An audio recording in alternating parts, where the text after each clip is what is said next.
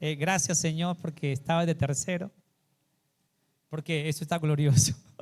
Cuando estás en un congreso y alguien te suelta una palabra, cierto que sí, me predicaron el mensaje adelantado y ahora ¿qué voy a predicar? ¿Ahora qué voy a predicar? ¿Verdad? Gracias, pastora Yasmín, por bendecirnos. Gracias, pastora Jenny.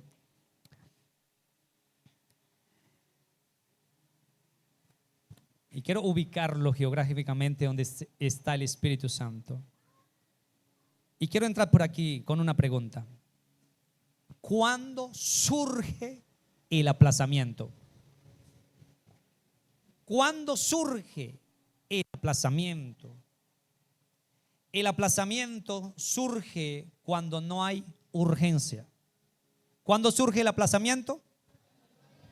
¿Cuándo surge el aplazamiento? Fe es una vida de urgencia. La fe te pone en un escenario de urgencia. Quiero que me escuche. Uno de los problemas de la iglesia hoy es que han perdido el espíritu de urgencia. Y entonces tienen cosas aplazadas y tienen cosas postergadas. Hoy día la gente vive sin urgencia.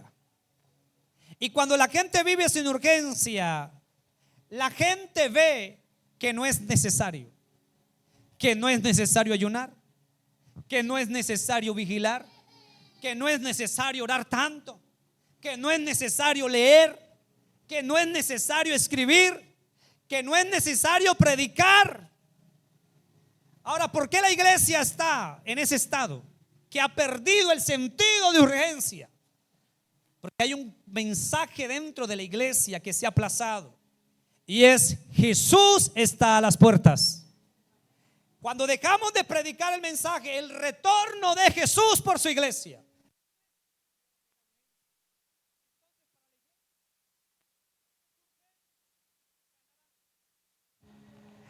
Entonces, para la iglesia ir a ganar almas, estoy ocupado, no tengo tiempo, hay cosas más importantes.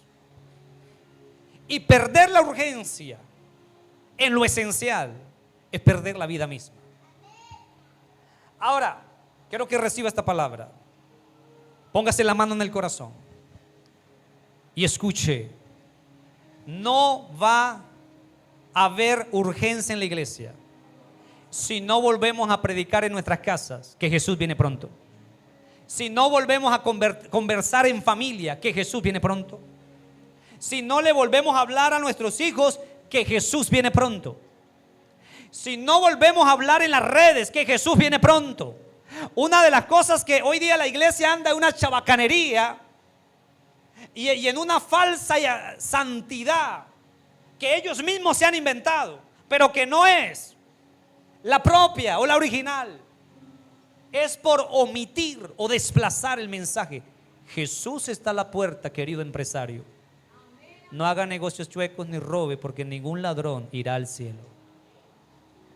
Jesús está a las puertas, querido esposo. Los adúlteros no van al cielo. Jesús está a las puertas, querida chica, querido joven. Los fornicarios no van al cielo. Querido líder, los que mienten no van al cielo.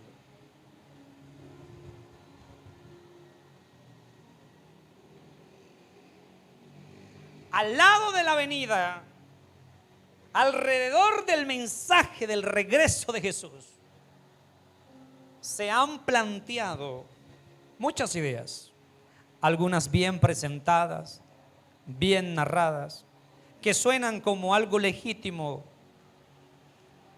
pero hoy quiero que el Señor me dé de su gracia para poner algo en tu espíritu. La identidad de Cristo en nuestro corazón nos hace vivir con sentido de urgencia. O oro o me muero. La urgencia no tiene una tercera opción. O vivo o muero. O vivo o muero. Oh, yo estoy harto de que le hemos dado demasiadas opciones a esta generación. O vivo o muero. O sirvo o no sirvo. O voy a para el cielo o para el lugar equivocado. Entonces, ¿qué es lo que Dios tiene que hacer para que vuelva la urgencia a la iglesia? Un sacudimiento. Los sacudimientos, el propósito del sacudimiento es hacer que la iglesia recupere lo que está perdiendo. No se hace un sacudimiento para que la gente quede igual. El sacudimiento es recuperar el sentido de urgencia. Les hablé que estuve en una conferencia y hablaron del fenómeno de Chicago. Se perdieron 17,000 iglesias en 25 años.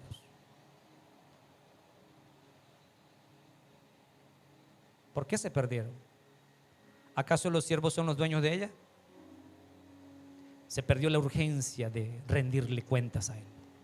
Se perdió la urgencia de que Él viene con corona, con pago, con retribución.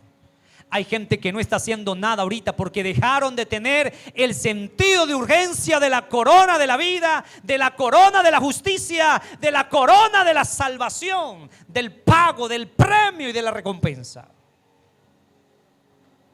Entonces viene Ageo capítulo 2 verso 6 al verso 9, porque así dice Jehová de los ejércitos: de aquí a poco yo haré temblar los cielos y haré temblar la tierra, haré temblar el mar, haré temblar la tierra seca, haré temblar todas las naciones y vendrá el deseado de las naciones. Me importa que nos estén diciendo de que ese cuento de que Pablo dijo Jesús está a las puertas y todavía. Tengo fe para creer que puede venir esta noche. Puede ser mi último día en la tierra. Puede ser mi último día. Puede ser la última noche que pueda compartir en mi cama con mi esposa, con mis hijos. Puede ser mi última noche. Tiene que volver la iglesia a ese sentido de urgencia.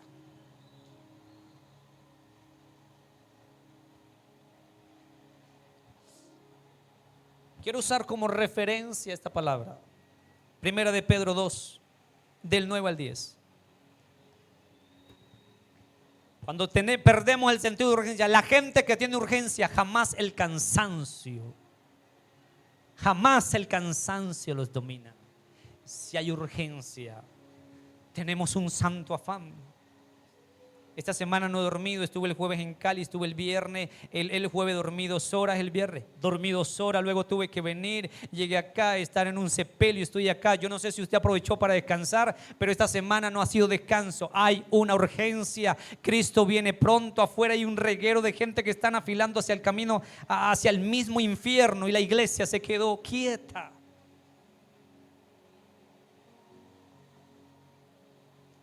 Hoy nos enfocamos preparar gente para que los vean por fuera y los ignoren por dentro.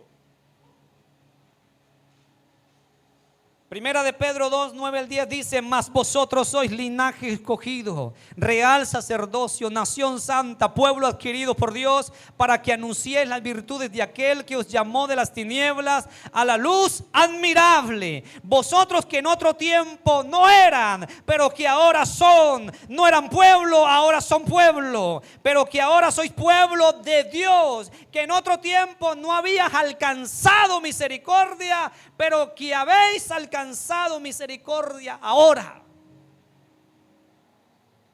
Estamos viviendo en un mundo obsesionado con la identidad definida por logros, definida por efectos, por fracasos, por etiquetas sociales. En el mundo en el que estamos, el creyente se enfrenta todos los días con una pregunta existencial indiscutible: ¿quién soy yo? ¿Quién soy yo? Los jóvenes ahora se miran al espejo y no saben qué son. Los ministros se miran, no saben qué son. Las esposas se miran, no saben qué son. Hoy día hay confusión. Hay un día que se sienten que son santos y otro día se sienten que son pecadores. Hay días que sienten que Dios está cerca. Hay otros días que sienten que Dios está lejos. Hay un momento que sienten que tienen dominio sobre el infierno, pero hay otro día que se sienten viviendo en un infierno. ¿Por qué fluctuamos o vivimos así? El Espíritu Santo, preveyendo los tiempos y las estaciones de la iglesia, levanta a Pedro y le pone estos códigos para que podamos disfrutar su reino en la tierra. Pedro, guiado por el Espíritu Santo, escribe una carta que va dirigida a una comunidad que tiene 3 características. La primera, están dispersados. La persecución los dispersó sobre el territorio. En otras palabras, sálvese quien pueda. El que más corra va a vivir unos días más. El que menos corra será carne de cañón. La segunda característica de esa iglesia es una iglesia que está siendo perseguida de manera extrema y asfixiante. Pero la tercera es una iglesia que está enfrentando cuestionamientos, narrativas populistas en aquella época contra el pueblo del Señor. Así que era una iglesia dispersa, era una iglesia perseguida y era una iglesia cuestionada en su identidad. Unos decían que eran los falsos. Ellos en momentos se sentían que eran verdaderos. Un hombre que fue puesto para edificar la iglesia, cada vez que abre la boca le entrega un código y una herramienta. Una aguja tiene que hacer una costura fina para que pueda tener buenos vestidos para el frío que viene sobre la faz de la tierra. Ellos están enfrentando un sistema antivalores, una cultura anticristo, una cultura antifamilia, antiprincipios, una cultura que no tiene identidad, una cultura que no sabe quién soy, porque otro me dice quién soy yo. Entonces el Espíritu Santo guía a Pedro a escribir unas líneas supremamente poderosas. Pero Pedro trata de redefinir la identidad en 4 dimensiones. Escriban esto: 4 dimensiones. Y Pedro tiene que ir al pasado. Pedro toma un marco histórico, un contexto histórico, toma una línea de tiempo y se va hacia atrás. Porque a veces estamos acá y no sabemos cómo llegamos. Hay que mirar un poco el pasado. Hay que mirar un poco la historia para saber cómo llegamos acá. Y Pedro comienza a escribir basado en 4 códigos. Primero es el código de la elección, el código del sacerdocio, el código de la posición y el código del testimonio. Señores, hagamos una línea de tiempo en primer lugar. Una línea de tiempo entre Israel y la iglesia. Pedro enseña en el contexto para mostrar cuál es el fundamento del plan eterno de Dios, preparado con plena antelación en la eternidad pasada. Pablo escribiendo la carta de Efesios en medio de un lugar que lo tenía privado de la libertad. Moisés escribe en principio, pero Pablo está viendo desde la cárcel antes del principio. Dígale a la persona que está a su lado: cuando te sientes privado por fuera. Vamos, pégale un arepazo al que está a su lado. Dile: abre un poco más la boca. Cuando te sientes privado por fuera, está más libre por dentro. Se lo repito: cuando te sientes privado por fuera, está más libre por dentro. Y a veces la gente cree que necesita estar por fuera de la prisión para ver más, pero se revela más Dios en medio de las privaciones. Escúcheme por favor. Pedro no inventa algo nuevo. Pedro está siendo fiel a la tarea de edificar la iglesia. Pedro toma como fundamento del corazón de la alianza de Israel. Pastor Gerardo, cuando Dios llama a Abraham, Isaac viene, luego viene Jacob, y luego ese proceso donde Jacob deja de ser Jacob y ahora es Israel. Dios construye una mente a través de generaciones, y la mente que le construye a Israel es: tú eres mi pueblo elegido. Nunca un judío En el tiempo, el viaje en el tiempo se ha sentido menos que eso. Ese es su estándar de pensamiento. Somos el pueblo elegido, somos el pueblo de la Torá, somos el pueblo de la palabra. Pero hay otro pueblo del cual Dios hizo de Israel, y ese pueblo, un solo pueblo que no ha podido asumir, adoptar, abrazar esa línea de pensamiento. Somos un pueblo elegido. Diga conmigo, elegido. Toque a 2 o 3, dile, tú tienes cara de elegido. Dile, tú tienes cara de elegido. Diga, te eligieron. Diga, primero te eligieron. Pregúntale, ¿sabe por qué te llamaron? Porque primero te eligieron. Diga, Dios primero elige, Dios después llama. Dios llama a sus elegidos. Dios no está jugando a llamar gente. Dios no está llamando si este sirve, no sirve. Si este me deja la tarea tirada, no me la deja tirada. Dios primero eligió, Dios luego llamó. Éxodo 19 del 5 al 6. Ahora pues, escuchen bien esto. Si dieres oído a mi voz y guardares mi pacto, vosotros seréis mi especial tesoro. Pedro está hablando de esto: mi especial tesoro sobre todos los pueblos, porque mía es toda la tierra, y vosotros me seréis un reino de sacerdotes. Note que lo que Jesús estableció ya había empezado a manifestarse en diferentes tiempos. Gente santa. Estas son las palabras que dirás a los hijos de Israel. Ellos crecían, los niños se sentían que eran los elegidos de Dios. Por eso Dios llamó a un niño llamado Samuel. Él no dijo, tengo que hacer tantos cursos para oír a Dios. Por ser elegido, ellos sabían que Dios habla con gente que había elegido antes de la fundación del mundo. Levante su mano, diga, yo fui elegido para oírlo a Él, obedecerlo a Él, seguirlo a Él y hacerlo en total libertad. Soy elegido. Por eso Pablo está diciendo, todas las cosas le ayudan a los elegidos, a los que aman a Dios. Todo. Dile al hermano, cambia la cara. Vamos, tócalo, dígalo, cambia la cara. Deja de llorar por lo que te ha pasado o por lo que te está pasando. Dile, no gastes lágrimas en lo nuevo que te va a pasar, porque todo te está llevando, todo te está empujando. Dios ha querido ponerte en un lugar geográfico donde te vas a encontrar con tanta gloria y con tanta presencia. Dios ha visto las lágrimas tuyas, Dios ha escuchado tus oraciones, pero tú no sabes llegar. Entonces, cuando tú no sabes llegar, se debe empujar. Dígale a la persona que está a su lado, el que no sabe llegar, hay que empujarlo. Dígale a la persona que está a su lado, Dios empuja de manera situacional. ¿Cómo empuja Dios? Dios empuja a través de situaciones. ¿Hay alguien que me pueda escuchar? Dios empuja a través de situaciones. Dios quería que Daniel lo conociera más. Dios quería que Job lo conociera más. Entonces, para que Job fuera empujado a donde Dios lo quería, porque el hombre se conformó. La mente es estacionaria. Nosotros nos podemos ubicar en ciertas estaciones. La mente se acomoda, el corazón también. Siente satisfacción en la comodidad. Pero Dios no quiere que se sienta cómodo, porque cuando te vuelves cómodo, deja de crecer. Entonces Dios crea situaciones, prepara escenarios, te pone allí para que tú puedas llegar a donde tienes que llegar. No sé si me estoy dando a entender.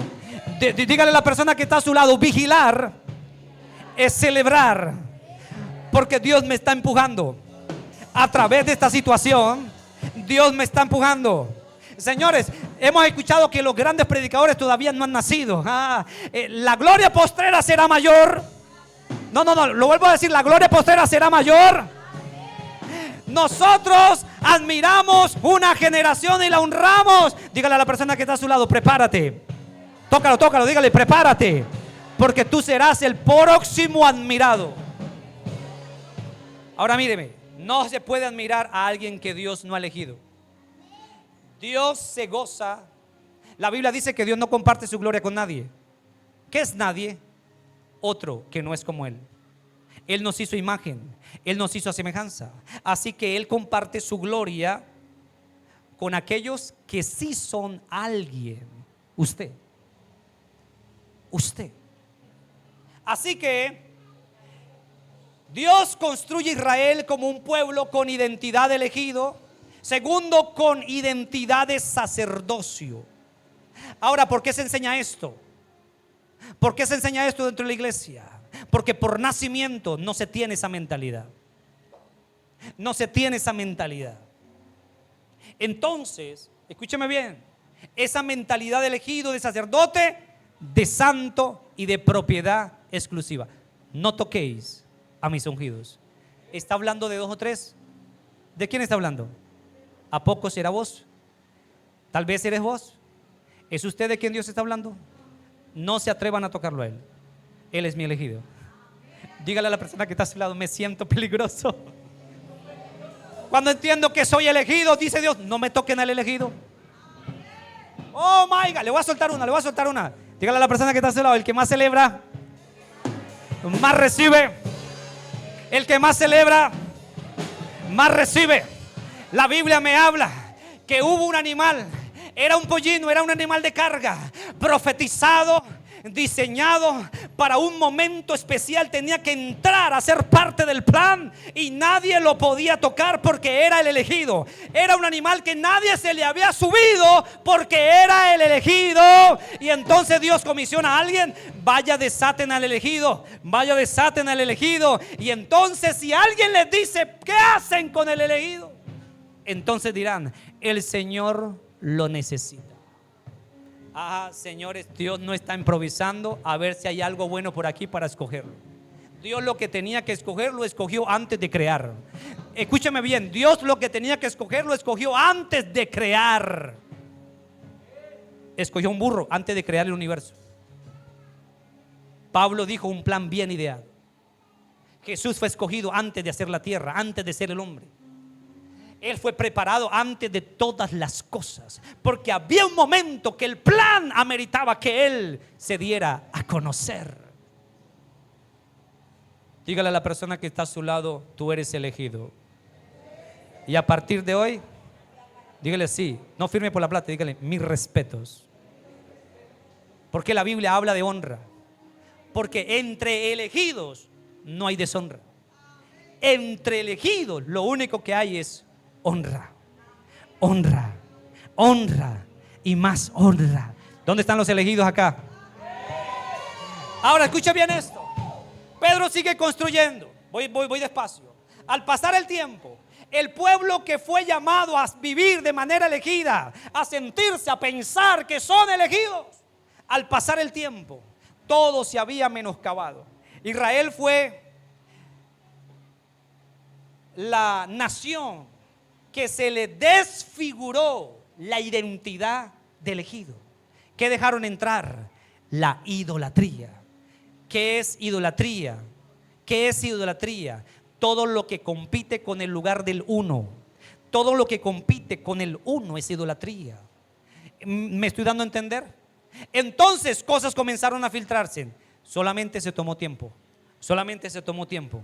El diablo es un viejo astuto, muy astuto, porque sabe que todo toma tiempo. Solamente necesito llevarlos a ciertas estaciones para destruirlos. Y entonces este pueblo se le corrompe la identidad. ¿Por qué? La idolatría, la injusticia. Y esto, escuche bien esto, al corromperse la identidad, se rompe el pacto. Diga conmigo: el pacto puede permanecer si la identidad se mantiene. Ahora declare conmigo: cuando se pierde la identidad, se rompe el pacto. En este escenario, ¿qué papel juega el pecado? Mírame acá, ¿qué papel juega el pecado? ¿Qué papel juega el pecado? El pecado quiere darle un golpe certero a la identidad de los santos, porque sabe que si ellos rompen el pacto, están fritos. Dile a la persona que está a su lado: mantén el pacto. Dígale, mantén el pacto.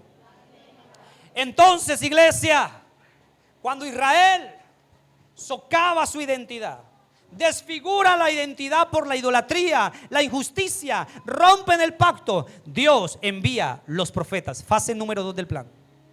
Fase número 2, profetas en acción, profetas en acción. Y viene un profeta, el que amo, Este hombre quiso sacarse el fuego de adentro, pero fue el profeta que él quería sacarle el fuego, él quería sacarlo y el fuego más se le metía, el fuego más se le metía. Fue el profeta que fue controlado por el fuego. Jeremías 31, 31, 34, lo he leído varias veces. He aquí vienen días, dice Jehová, en los cuales haré un nuevo pacto con la casa de Israel y con la casa de Judá, no como el pacto que hice con sus padres en el día que tomé su mano para sacarlos de la tierra de Egipto, porque ellos invalidaron mi pacto, aunque fui yo un marido para ellos, dice Jehová. Pero este es el pacto que haré con la casa de Israel después de aquellos días, dice Jehová. Daré mi ley en su mente y la escribiré en su corazón, y yo seré a ellos por Dios y ellos me serán por pueblo, y no enseñarán más ninguno a su prójimo ni ninguno a su hermano, diciendo: conoces a Dios, porque todos me conocerán. Diga: todos lo conoceremos. Diga: toda mi casa lo conocerá, todos mis hijos lo van a conocer, desde el más pequeño hasta más viejo, hasta más grande. ¿Quién lo dice? Lo dice Dios. Porque perdonaré la maldad de ellos y no me acordaré más de sus pecados. Y luego viene otro que había nacido en una casa de sacerdotes. Su padre fue un sacerdote, él era sacerdote, pero de pronto lo profético le cae por arriba y comienza a profetizar. Es Ezequiel. Ezequiel 36, 24 y 28 dice: y yo os tomaré de las naciones y os recogeré de toda la tierra y os traeré a vuestro país, esparciré sobre vosotros agua limpia y seréis limpiados de toda vuestra inmundicia y de todos vuestros ídolos. Os limpiaré, os daré un corazón nuevo, pondré un espíritu nuevo dentro de vosotros. Sígame. Y quitaré de vuestra carne el corazón de piedra y os daré el corazón de carne, y pondré dentro de vosotros mi espíritu, y haré que andéis en mis estatutos y guardaréis mis preceptos y los pongáis por obra. Habitaréis en la tierra que di a vuestros padres, y vosotros me seréis por pueblo y yo seré a vosotros por Dios. La promesa donde la palabra sería escrita en el corazón y el Espíritu capacitaría a cada creyente para obedecer cada una de sus palabras. Número 2. Entonces vienen profetas. Luego viene, número 2, la consumación de Cristo y la iglesia. Pedro sigue enseñando. Mantenga las 4 palabras. Pedro declara que lo que Israel era en figura, porque Israel era una figura, un pueblo llamado la iglesia. Pedro está diciendo: en realidad Él es la sustancia de la figura, Él es la sustancia de la obra de Cristo. Pedro no estaba hablando de una situación de Israel. Pedro no estaba hablando de una sustitución de Israel. Es que este pueblo no sirve, lo cambio. No. Pedro no estaba hablando de sustitución. Pedro estaba hablando de una inclusión profética, de un pueblo gentil, tanto de origen judío como de origen gentil, que serían injertados en un único pueblo de Dios. Romanos 11, 17 al 24. Pues si alguna de las ramas fueron desgajadas, y tú, siendo olivo silvestre, has sido injertado en lugar de ellas, y has sido hecho partícipe de la raíz y de la rica savia del olivo, no te jactes contra las ramas. Y si te jactas, ¿sabes qué? Que no sustenta tú la raíz, sino la raíz a ti. Pues las ramas, dirás, fueron desgajadas para que yo fuese injertado. Bien, por su incredulidad fueron desgajados, pero tú por la fe estás en pie. ¿Por qué estás de pie? ¿Por qué estás de pie? No te ensoberbezcas, sino teme, porque si Dios no perdonó a las ramas naturales, a ti tampoco te perdonará. Mira pues la bondad y la severidad de Dios. La severidad ciertamente para los que cayeron, pero la bondad para contigo, si permaneces en esa bondad. Dile a la persona que está a su lado: permanece en su bondad, pues de otra manera tú también serás cortado. Y aún ellos, si no permanecieren en incredulidad, serán injertados. Pues poderoso es Dios para volverlos a injertar. Porque si tú fuiste cortado del que por naturaleza es olivo silvestre, y contra naturaleza fuiste injertado en el buen olivo, ¿cuántos más estos, que son las ramas naturales, serán injertados en el propio olivo? Así que Pedro no está hablando de ninguna manera, escuche bien esto, de sustituir a Israel. Pedro está hablando por el Espíritu Santo es que a Israel se va a incluir con un pueblo y se llama el pueblo gentil, judíos gentiles o los gentiles que no son judíos, y de los dos pueblos haría un solo pueblo. ¿Cómo fue que Dios construyó la mentalidad de su pueblo? Un pueblo elegido. Entonces los que eran excluidos pero fueron injertados, ahora esa savia de elegido comienza a correr por todos ellos. La mirada de elegido comienza a cambiarle. Escuche bien esto, las palabras, los elegidos tienen un lenguaje y es un lenguaje nuevo. Viven en el nuevo pacto, en un nivel de sacerdocio mayor. El nuevo pacto fue sellado con la sangre de Cristo. Lucas 22:20. De igual manera, después que hubo cenado, tomó la copa diciendo: esta copa es el nuevo pacto en mi sangre que por vosotros se derrama. La identidad comienza con el derramamiento de su sangre. Por eso la sangre se debe revelar en el pueblo elegido. Y el pueblo elegido debe saber ministrar su sangre, fluir en el poder de su sangre. La Biblia dice que el pueblo elegido vino la mortandad, pero se le dio un código: tomen el cordero, sácale la sangre, úntelo en los lindeles y la muerte pasará, pero la sangre lo detendrá. Alabado sea el Señor. Ninguna plaga tocará tu morada. Donde hay sangre, donde la sangre se revela, en la casa donde la sangre se revela, la sangre repela la muerte y toda amenaza contra su pueblo. La sangre se debe revelar. La sangre, la cena se debe revelar. Ese es el punto de partida de nuestra identidad, el derramamiento de la sangre. Porque la sangre crea. La identidad no es algo con lo que se nace. La identidad es algo que se construye. ¿Aló? Se lo repito, la identidad no es algo con lo que se nace, la identidad es algo que se construye. Mas a todos los que le recibieron, a los que creen en su nombre, les dio potestad de ser hechos hijos de Dios. Renovaos vuestro entendimiento con la palabra para que puedan comprobar todo lo que ustedes recibieron y se les puso adentro. A medida que comienzo a dar pasos en la fe de Jesús, la identidad comienza a ser construida.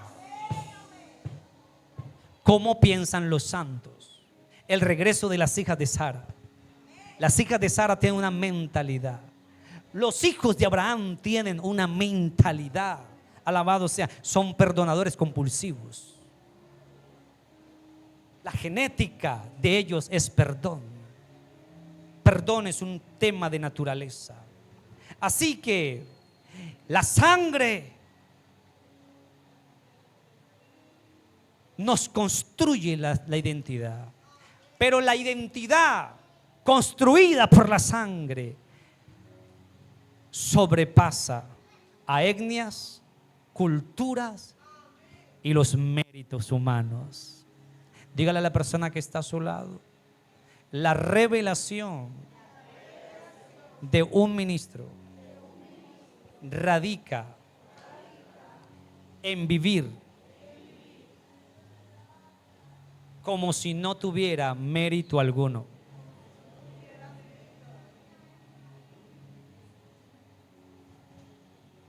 La gente que Dios llama, no las llama porque sean los mejores, los llaman por ser los más insignificantes.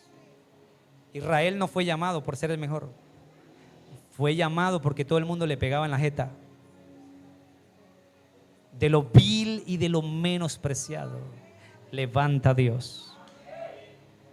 Estupidez humana es el orgullo. El orgullo. No estoy aquí por mérito. Yo conozco mis deficiencias, me como las palabras, a veces me pega la lengua en el platanal, digo en el paladar. Puedo citar el versículo hasta invertido. Yo solamente entiendo lo que estoy diciendo. Dice: ¿Qué habrá querido decir el pastor? No estoy aquí por mérito, pero la sangre, mi mérito está en su sangre. Tu mérito está en su sangre.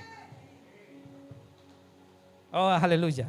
Número 3, las 4 palabras de identidad. Las 4 palabras que definen la identidad. Pedro comienza a encadenar y a tejer estas 4 palabras basado en Éxodo 19 e Isaías 43. Y Pedro comienza a decir la primera palabra: pueblo elegido.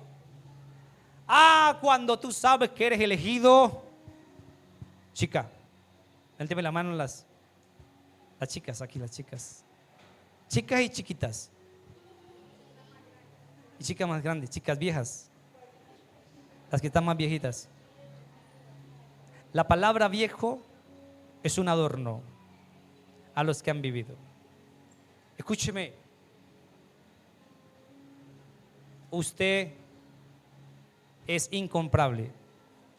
A ti no te compran con regalos, porque el amor que las mujeres dan, escuche esto, no tiene precio.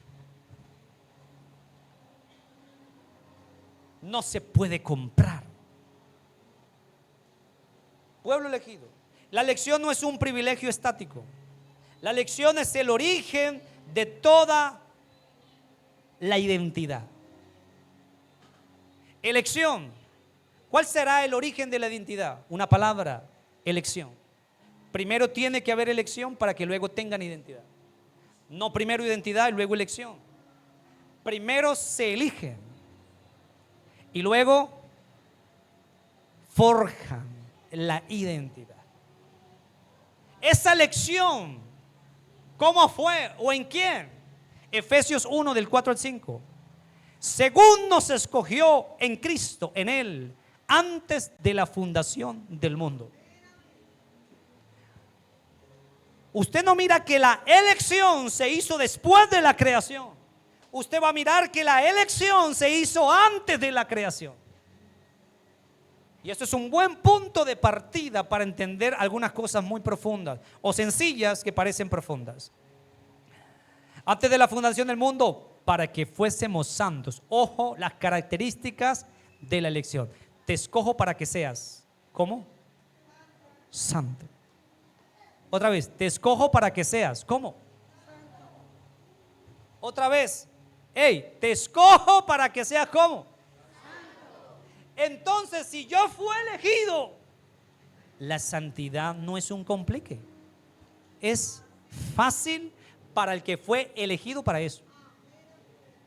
El asunto es pretender ser santo cuando no he sido elegido para eso. Señores, ¿cómo matar la carne? Dígale a la carne que eres elegido, y entonces la carne perderá su poder. Mire lo que dice: para que fuéramos santos y ¿cómo? Sin mancha. ¿Delante de quién? De Él. En amor, habiéndonos predestinado o elegido para ser adoptados hijos suyos. ¿En qué momento se iba a pronunciar? Por medio de Jesucristo, según el puro afecto de su voluntad. El afecto de su voluntad. Características de la voluntad de Dios: es buena, agradable y perfecta y afectiva. Su voluntad tiene mucho afecto. No por méritos humanos. Fuimos escogidos en Cristo. Romanos 9:11. Pues no había aún nacido, ni había hecho aún ni bien ni mal, para que el propósito de Dios conforme a la elección permaneciese, no por obras, sino por el que elige. No por obras. A Israel elegí, a Esaú deseché. ¿En qué momento? La historia no me puede decir, porque Saúl no fue el echado después que nació. no fue desechado después que nació. La elección y el desechamiento fue antes de la creación.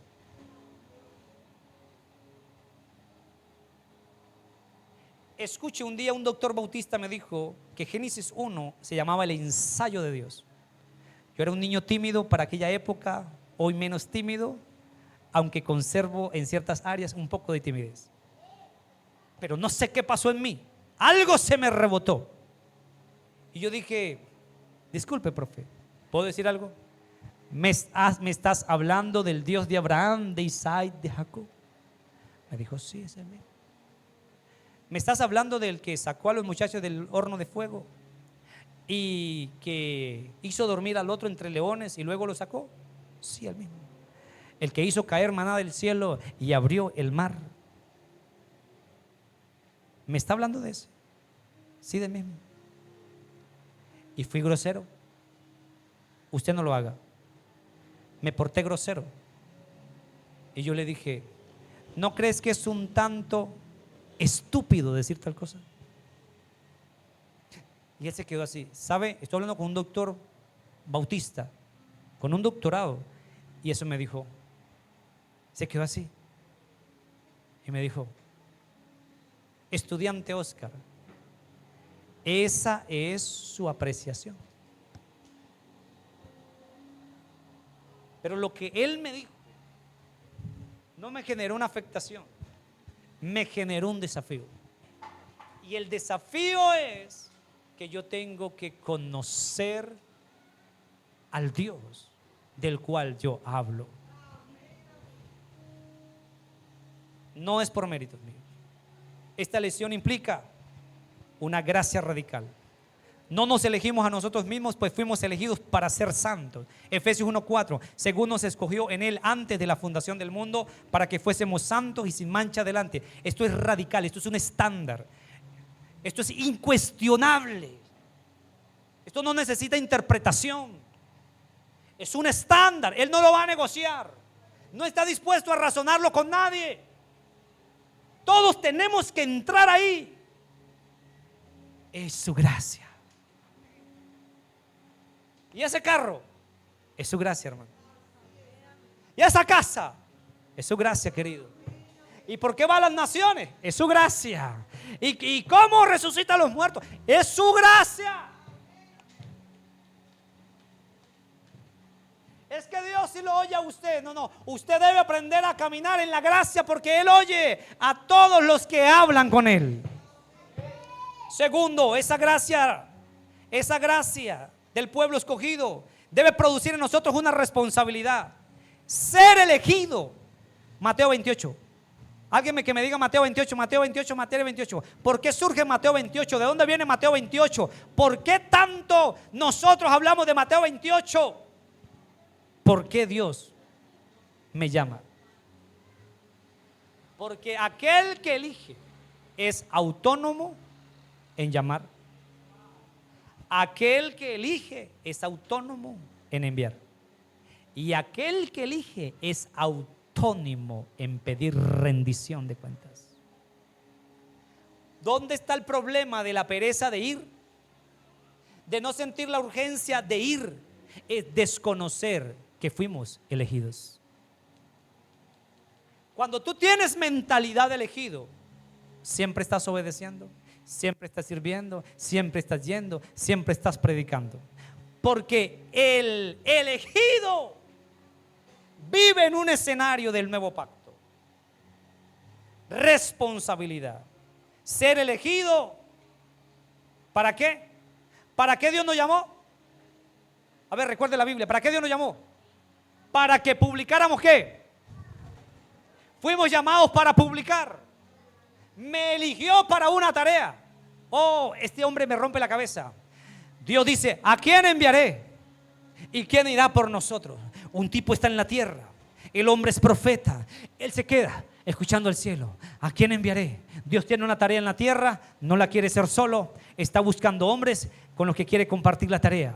Seguramente esos hombres fueron escogidos por Él desde antes de la fundación del mundo. Cuando al tipo se le reveló por qué Dios está llamando, Entonces dijo, ya entiendo la ecuación. ¡Heme aquí! ¡Envíame a mí! Nadie va a anhelar tanto llamado. Nadie va a anhelar tanto ser usado. Nadie va a anhelar tanto ser pastor. Nadie va a anhelar tanto ser profeta, ser apóstol, ser maestro. Nadie va a anhelar tanto cantar, tocar, servir, lavar baño, limpiar sillas, ordenar, predicar, ir, venir, cargar, hacer, celebrar. Nadie va a anhelar tanto esto hasta que no se le revele que fuimos elegidos por Él y para Él. Así de simple. Tercero, seguridad. La lección es irrevocable. Romanos 11:29. Porque irrevocable es el llamamiento de Dios. Es el llamamiento. ¿Cómo podemos perseverar? ¿Cómo podemos perseverar? Hoy día las armaduras de los jóvenes están rotas con el bullying. El bullying rompe la armadura de los jóvenes cristianos. El bullying está rompiendo las armaduras de los hijos de los pastores. El bullying está rompiendo las armaduras de los predicadores. Amo a María por una cosa que dijo. María se volvió hermosa en mi corazón por una cosa que dijo. Ella pone en juego su dignidad, su reputación, su nombre. ¿Acaso no es por lo que más peleamos? ¿Sí o no? ¿Quiere ser llamado? ¿Sabe por qué aparece María? Porque el plan la solicita. ¿Sabes por qué eres ministro? Porque el plan te solicitó. Bienaventurado, Jesús lo dijo así: cuando digan toda clase de males contra ustedes mintiendo. A un elegido no lo golpea la mentira.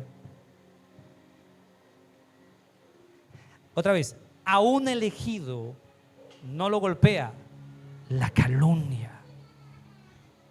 ¿Quién es golpeado por la calumnia? El que no sabe que es elegido. María dijo: hágase conmigo conforme a tu palabra. Pregúntale a la persona que está a su lado: querido, ¿cómo se va a hacer contigo? Contigo se va a hacer como se hizo con María, conforme a su palabra. ¿Cómo Dios te trata a ti? Conforme a sus dichos, conforme a su palabra. ¿Cómo Dios va a tratar a sus hijos? Conforme a su palabra. Seguridad. La elección es irrevocable. Eso me genera seguridad. Un elegido, cuando está de rodillas, el cielo se estremece. ¿A quién Dios le dijo hijos? Los ángeles no tienen tal mérito. A ningún ángel le dijo hijo. Le voy a romper la cabeza con esto. A ningún ángel le dijo hijo. Por lo tanto, ningún ángel ora. Porque los ángeles fueron creados para alabar y para adorar. Pero los hijos fueron creados, elegidos y creados y expuestos para que hagan la tarea de los ángeles y una nueva tarea: orar. Orar. Orar. La Biblia nos dice que los ojos de Dios recorren la tierra y los oídos atentos a la oración de los ángeles, sino de los elegidos. ¿Dónde están los elegidos acá? Nada interrumpe tanto la atención. Gabriel está hablando con Dios y Dios: chit, chit. Pero Señor, allá en Asia hay un problema así. Chit. Lili B está orando. Y los 24 ancianos: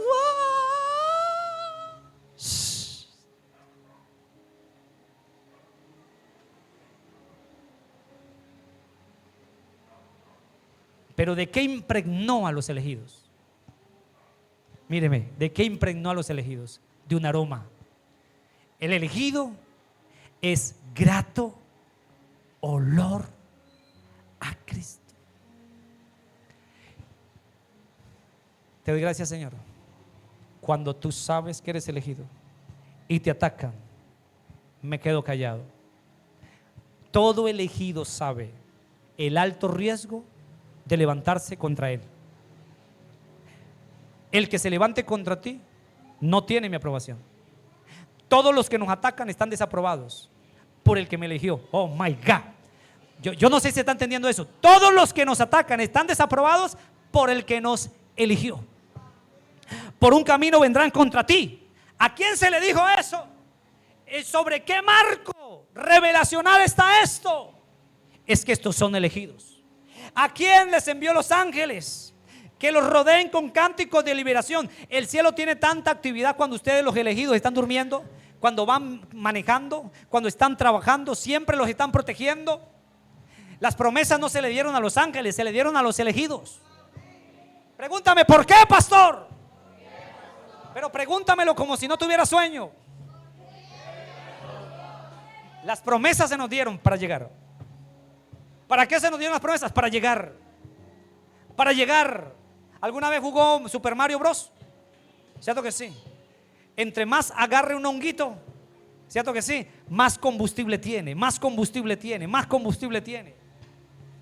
Y voy a dejar hasta acá. Escúcheme. ¿Cuál fue el primero? Pueblo escogido. Creo que solamente puedo despejar esto. Y segundo, sacerdotes del rey. Tienes que, ¿cómo me percibo? Recuerde que les hablé hace unos días. ¿Sabe cuál es tu problema en el ministerio? Es tu propia percepción. Moisés, Dios se revela y él se percibe, no sé hablar. No sirvo para esto. Dios le cambia su percepción y se siente útil. Oh my God. ¿Cómo el diablo daña a alguien que ha sido elegido para la grandeza?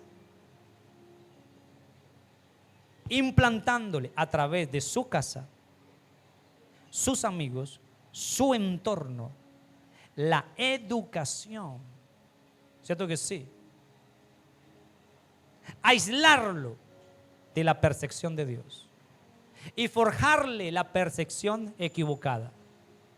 ¿Cuántos de ustedes, mírenme acá, cuántos de ustedes han sentido Dios como que no me oye? ¿Sí o no? ¿Cómo se llama eso? ¿Cuántos se han sentido ignorados alguna vez? Cuando usted piensa o habla, Dios oye. Dios oye tus pensamientos, porque tus pensamientos son más escandalosos que tus palabras. ¿Ves? ¿Lo puede ver? ¿Lo puede ver? ¿Estás ignorando a Dios? ¿Lo estás ignorando? ¿Lo estás ignorando? ¿Te duele que te ignoren? Pregúntale. ¿Has sido ignorado por un padre, por una madre, por una esposa, por un hijo, por un hermano, por tus amigos? ¿Sabe cuál es la reacción? ¿Y este quién se cree? ¿Les ha pasado? ¿No han reaccionado bravos cuando los ignoran? Lo ignoramos. Sacerdote. Ahora, sacerdote real habla de una doble naturaleza. Sacerdocio habla de una doble naturaleza. Primero, de una dignidad regia. Y dos, de una función especial. Dignidad regia. El sacerdote se tenía que vestir con ropa súper espléndida, lo mejor, porque él representaba a Dios frente al pueblo. Sacerdote. Y el sacerdote estaba limitado especialmente a una tribu, de la tribu de Leví. Pero los sacerdotes del nuevo pacto no son según la tribu de Leví. No es que el sacerdote Melquisedec, hubo un cambio de sacerdocio, pero dejó los mismos sacerdotes. Tal cosa no existe. Si se cambia el sacerdocio, los nuevos que van a entrar a ejercer sacerdocio tienen que adoptar el modelo del nuevo sacerdocio. ¿Y cuál es el sacerdocio? El sacerdocio del orden de Melquisedec. Esto conlleva a que tú tienes acceso directo con Dios. ¿Crees eso? Que ya no necesitamos mediadores. directo con Dios. Hebreos 4, 14 al 16. Por tanto, teniendo un gran sumo sacerdote que traspasó los cielos, Jesús, el Hijo de Dios, retengamos nuestra profesión, porque no tenemos un sumo sacerdote que no pueda compadecerse de nuestras debilidades, sino uno que fue tentado en todo según nuestra semejanza, pero sin pecado. Acerquémonos pues confiadamente al trono de la gracia para alcanzar misericordia y hallar gracia para un oportuno socorro. Acceso directo a Dios. Cuando usted adquiere la mentalidad de elegido, me preguntarás, yo te responderé. Todo elegido tiene que saber que frente a una pregunta habrá una gran respuesta. Le hablo a aquellos que están diciendo, yo quiero que Dios me hable. Recibo esta profecía. Dios habla todo el tiempo. Dios está hablando. Dios quiere oírte. Pero recuerda, sus palabras jamás están descontextualizadas de su plan. Sus palabras y su plan están unidos. Así que la voz de Dios no viene para agradar el hombre exterior. La voz de Dios viene a dinamizar el espíritu. Ahí viene la voz de Dios. El hombre de afuera hay que golpearlo. ¿Cómo se golpea? Con disciplina, con oración, con ayuno, con arrepentimiento. Pero el hombre de adentro, cuando viene la palabra, se dinamiza.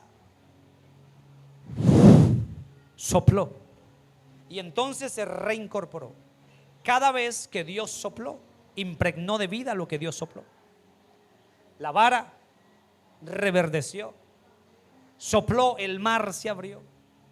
Siempre que Dios sopla, algo comienza a suceder. ¿Qué conlleva esto? Elegidos, sacerdotes, que presentamos sacrificios espirituales continuos. Ya no presentamos animales, sino ofrendas de alabanza. ¿Dónde están los que alaban? Evangelismo. ¿Cómo Dios ve el evangelismo? Como una alabanza.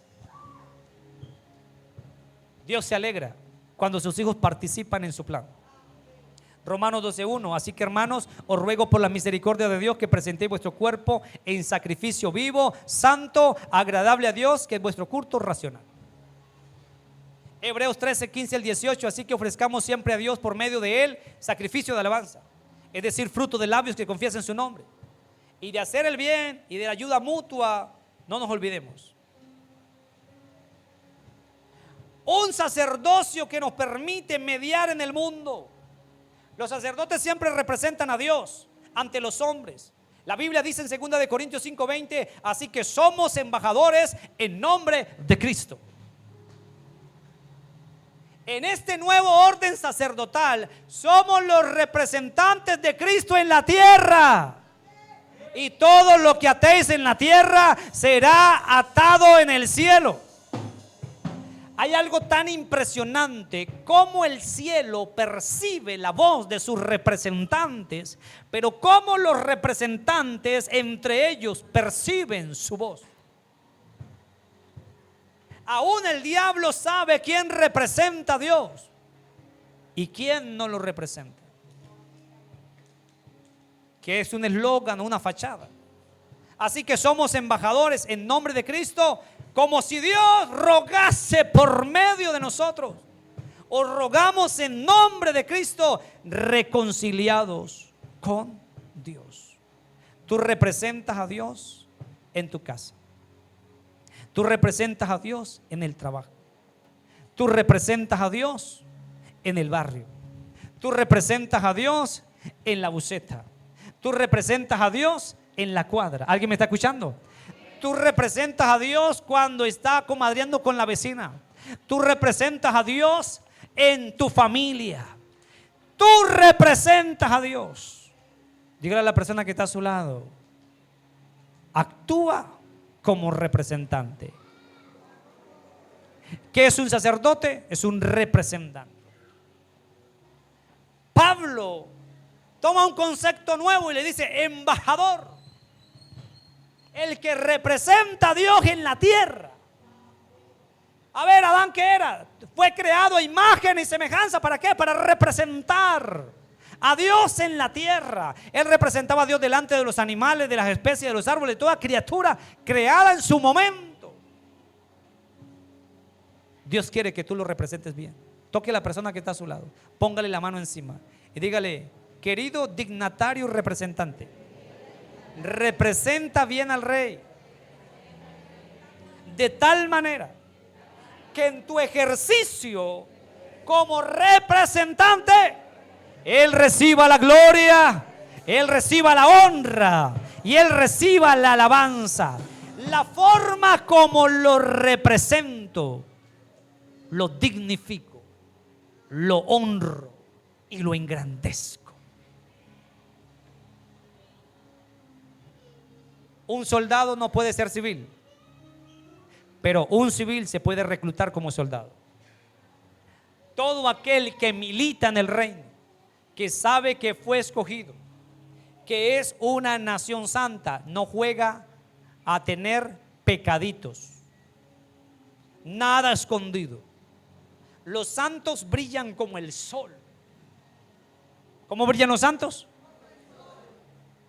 ¿Cómo es tu luz? Hay una cosa que me gusta, que Cristo cada vez que se revelaba resplandecía. Resplandece. Resplandece. Colóquese de pie, por favor. Oh my God.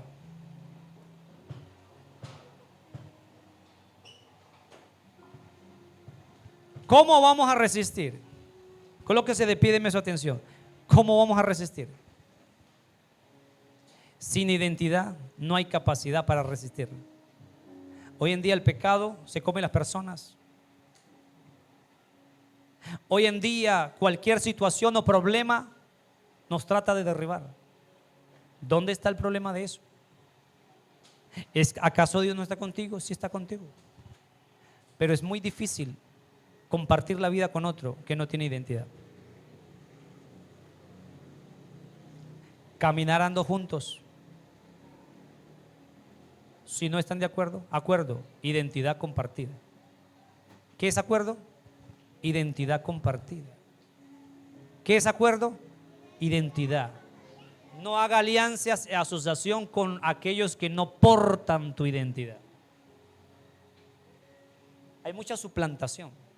En el reino hay demasiados suplantadores que hacen cosas como nosotros las hacemos, que nos imitan a la perfección. Pero Pablo dijo: salieron de nosotros, pero no son como nosotros. Tú eres elegido. Los elegidos no dañan a nadie. Tome la mano a la persona que tiene a su lado y deme su atención. Los elegidos no dañan a nadie.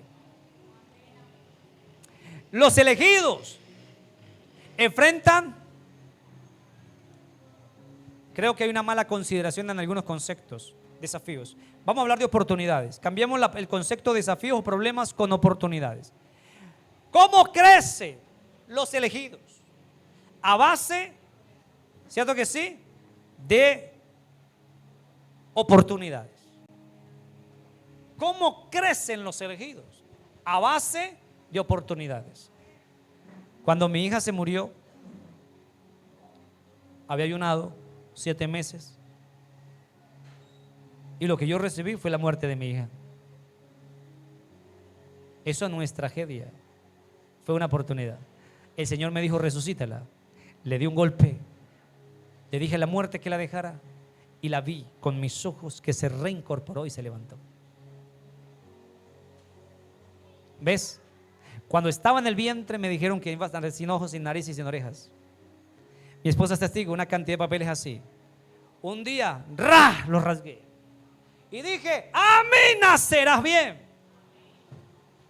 Y la veo con sus orejas grandes. Ahora que me pongo a mirar las orejas digo: el diablo no me le cortó ni 1 centímetro. Nació con las orejas que Dios le puso. orejona igual que su padre. Y yo le hablo a los que tienen las orejas grandes. Los animales que más oyen son los que tienen las orejas grandes. Usted nunca mira a un animalito que una orejita chiquita. Eso no oyen nada. Entonces, por cuanto los animales que no son orejones se vuelven chismosos, supersticiosos. ¿Por qué? Porque no oyen.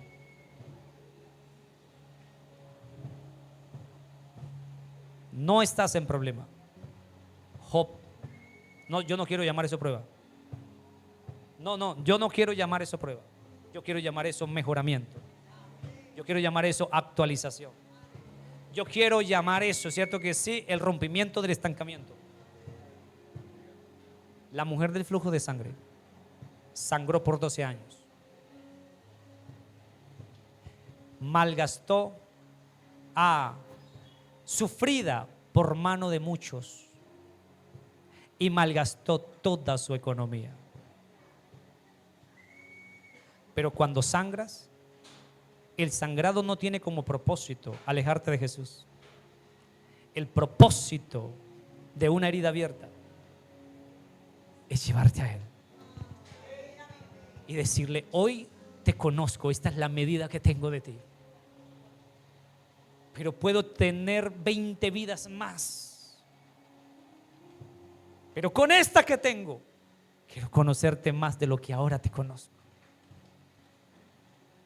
Señor, si todo esto lo estoy viviendo para mejorarme, entonces voy a celebrar, porque este no es mi final.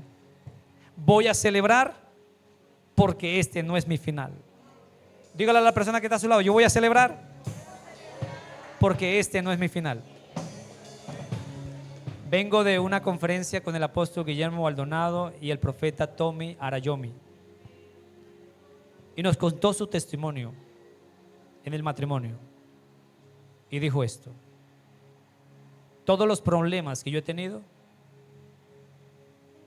es por cosas que permití. Lo que no se detecta y se corrige a tiempo nos va a querer tumbar la cabeza.